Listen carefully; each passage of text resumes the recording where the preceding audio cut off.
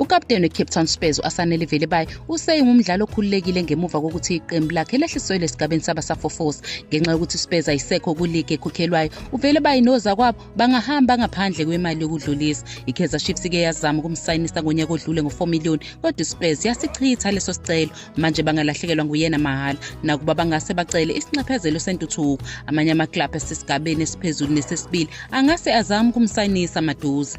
U-Aiden McCarthy udlalo kokuqala kwiKaizer Chiefs ibambana ngo-1-1 neseKhukhune United. Udlala imizuzu engu-86 wabe senikela umdlalo wakhe wokuqala kumngani wakhe ongasekho emhlabeni uLuke Fleurs owashona esigamekweni sokudunwa imoto ngonyaka odlule.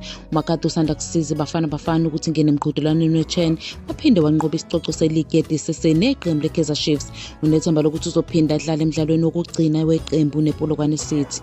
uThemba Zwane usenqoba isicoco sakhe sika-9 neMamelodi Sundowns yize phuthwe imidlalo eminingi ngenxa yokulimala kodwa uthi usezizwe emusha futhi ufuna ukuqhubeka nokudlala. uZwane unethemba lokuthi uzophinda win iCAF Champions League futhi unephupho lokudlala kwiFIFA Club World Cup.